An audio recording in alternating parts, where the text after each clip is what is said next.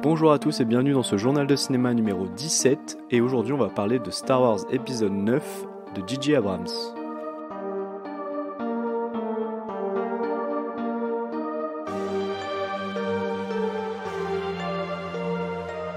Star Wars 9, l'ascension de Skywalker en français, c'est donc le dernier épisode de la saga et théoriquement la conclusion de l'arc Skywalker où l'on va suivre la confrontation finale entre Rey accompagné de ses amis et le Premier Ordre mené par Kylo Ren qui est épaulé d'un méchant mystérieux mais finalement bien connu des amateurs de la saga. Pour commencer, je peux vous dire que le film va être énormément spoilé dans cet épisode, tout simplement parce que ça va être trop compliqué de ne pas révéler des choses et Star Wars c'est un peu trop sensible pour moi pour juger ce que je peux ou non révéler aux gens. Et donc cette critique est plutôt destinée aux personnes qui ont déjà vu le film.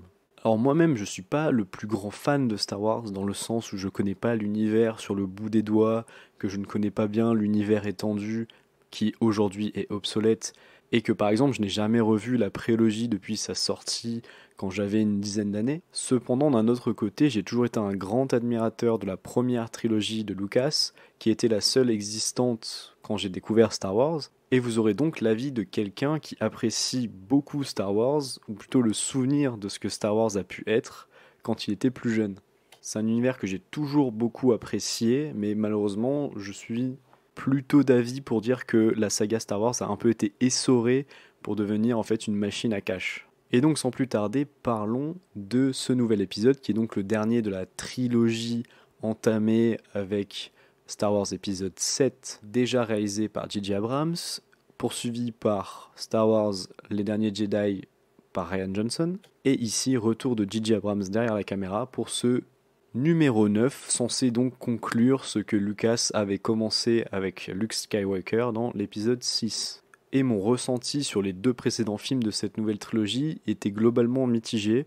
Pour moi, le premier, c'était vraiment un remake sans grande originalité de Star Wars 6. Et le 8, lui, il essayait de créer de nouvelles choses, mais le film était trop bancal à de nombreux niveaux pour être vraiment convaincant.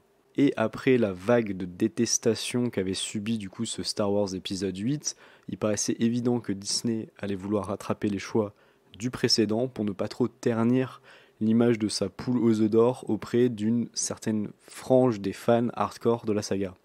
Et c'est par là que je vais commencer parce que pour moi c'est le plus gros défaut du film, mais de toute cette trilogie, c'est le manque total de cohérence entre les épisodes.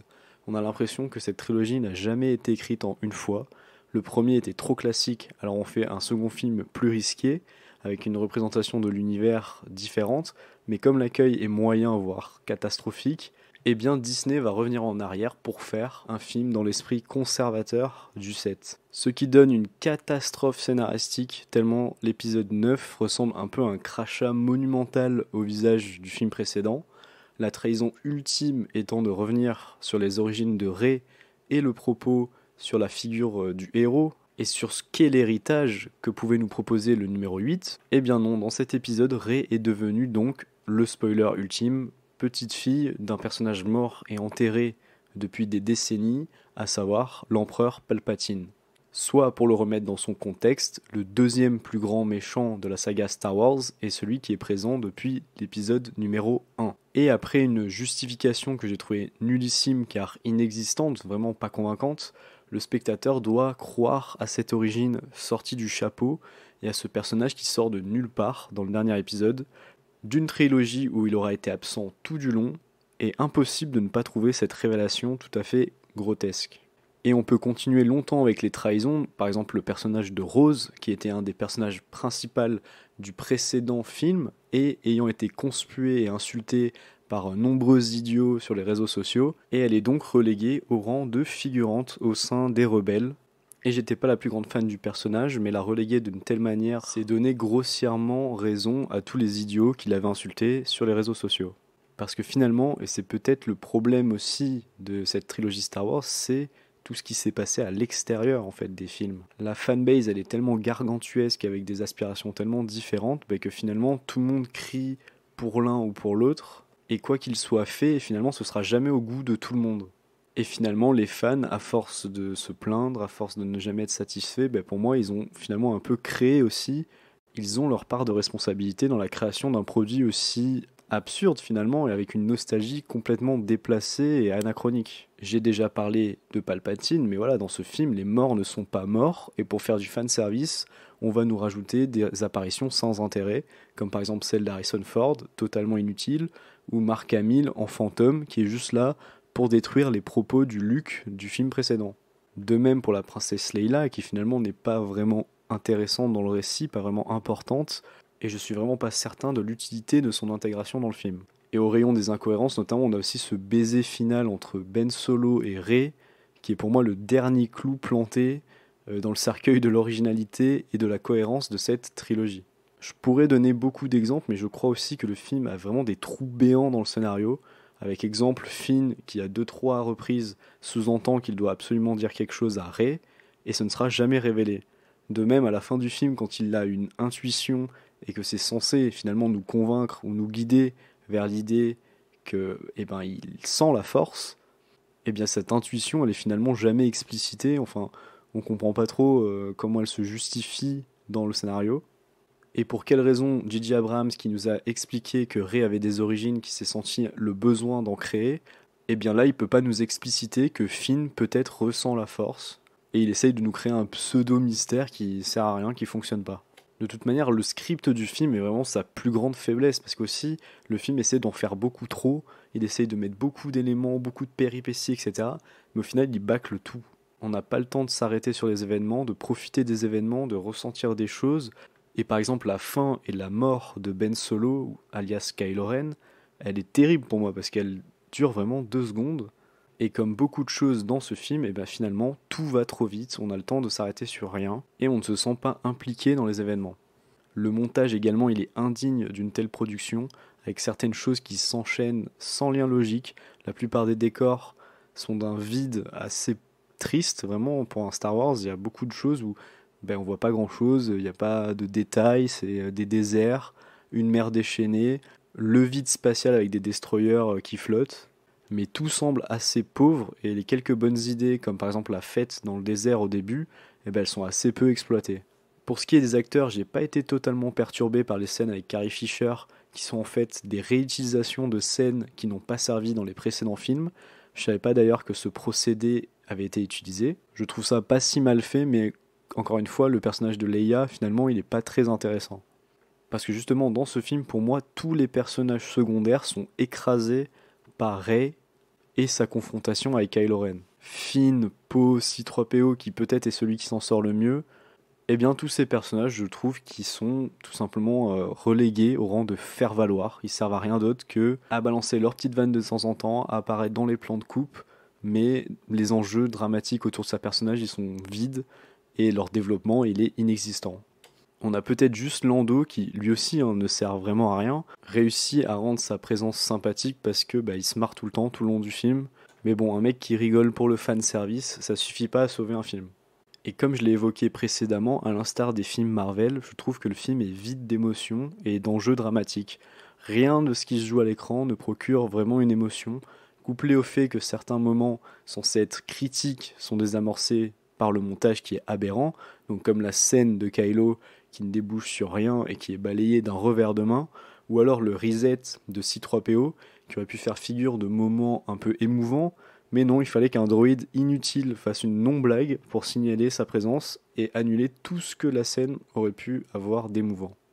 Et le grand drame de ce film, c'est de jamais réussir à mettre en scène un scénario qui est indigent et qui du coup n'arrive jamais à intéresser le spectateur. Et on a vraiment cette impression que le film a été conçu comme un immense doigt d'honneur au film de Rian Johnson, avec beaucoup de moments clés qui semblent être là juste pour dire Star Wars 8 c'était naze, moi je refais un Star Wars qui est mieux, qui est plus en phase avec ma vision de Star Wars.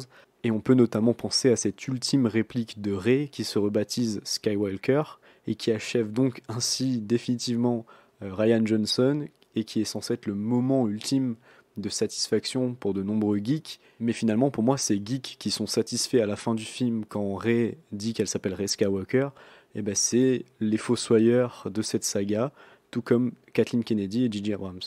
Et cette incroyable synergie, ce beau travail d'équipe nous permet d'obtenir un des pires films de la saga, On connaît pas les origines de Rey, on nous dit finalement qu'elle n'est personne, puis ensuite on nous explique qu'elle a une ascendance qui n'a aucun sens, l'ascendance avec le plus grand méchant de l'histoire de Star Wars avec Dark Vador, mais qui est balayée par le fait qu'elle décide finalement que pourquoi pas, elle est une Skywalker.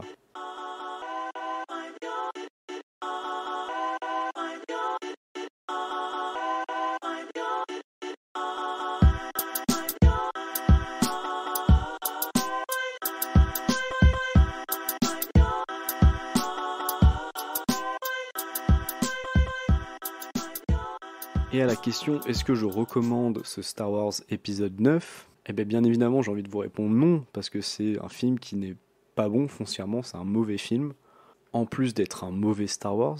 Et il suffit juste par exemple de voir ce qui a été fait de la Force dans ce film, qui est devenu un peu une espèce de mélange de magie noire et de magie blanche, pour se convaincre que c'est un mauvais Star Wars. Et c'est également le film qui pour moi a un peu enterré ma relation avec Disney, dont j'ai l'impression qu'ils ont vraiment réussi à essorer toutes leurs licences. C'est-à-dire, pour moi, ils ont essoré Marvel. Marvel, on n'en peut plus. Ils ont fait trop de films, trop de dérivés. Et au final, on est gavé. Pareil avec leurs remakes, que ce soit Le Roi Lion, Le Livre de la Jungle, etc. On refait des remakes de tous les grands classiques. On réutilise, on en sort plusieurs par an. Et là, Star Wars, c'est pareil. Ils ont cassé un peu la magie, pour moi, de Star Wars, qui était vraiment cette saga qui avait les 3 premiers films. La prélogie, qui était moins bonne, mais bon, je trouvais qu'elle gâchait pas l'héritage des 3 premiers. Et là, en nous sortant des Star Wars moyens chaque année, à l'exception faite peut-être de Rogue One, que je mets quand même au-dessus de la mêlée, eh bien, ils vont réussir à nous dégoûter de Star Wars, à faire que plus personne n'ait envie de voir les films Star Wars, parce que c'est des films qui n'ont plus d'âme. C'est des films qui sont pas très bien écrits, et c'est des films qui sont juste des tentpoles, comme on appelle ça, des films à énorme budget qui peuvent se permettre de prendre aucun risque, parce qu'ils ont l'obligation de faire de l'argent, parce que c'est eux qui tiennent le studio avec les recettes qu'ils créent. Et donc c'est peut-être pour ça que moi je vous recommanderais de voir Star Wars, c'est peut-être parce que c'est le film qui va définitivement vous convaincre de ne plus aller donner votre argent à Disney, parce que Disney c'est anti-créatif. Et je crois vraiment que ce Star Wars épisode 9 en est la preuve absolue. Et au-delà de seulement cet épisode 9, finalement cette trilogie aura été un échec monumental pour moi, et je pense qu'il y avait quand même plus ambitieux à faire avec la suite de ce Star Wars épisode 8 qui avait quand même bien tout cassé et qui aurait peut-être pu faire passer cette trilogie de très moyenne à relativement acceptable et qui finalement passe de très moyenne à oublier complètement et qui aura sans doute pour beaucoup de gens tels que moi passé l'envie de voir les prochains films Star Wars. Donc pour résumer, Star Wars épisode 9, c'est un mauvais film, un film avec un scénario indigent, catastrophique, un film mal monté, un film peu créatif, un film qui essaie de raconter beaucoup trop de choses en 2h30 et qui en plus ne réussit pas vraiment à le faire.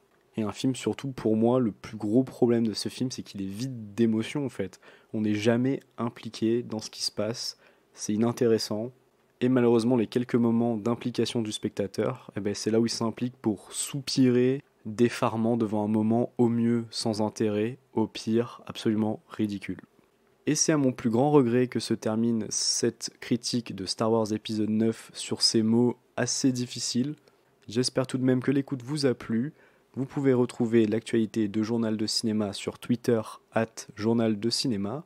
Et si vous voulez ne manquer aucun épisode, je vous invite à vous abonner sur toutes les plateformes d'écoute où Journal de Cinéma est disponible, soit Deezer, Spotify, Apple Podcast, Podcast Addict, Podcastcast et bien d'autres. Je vous remercie encore une fois et je vous dis à la prochaine. Bye!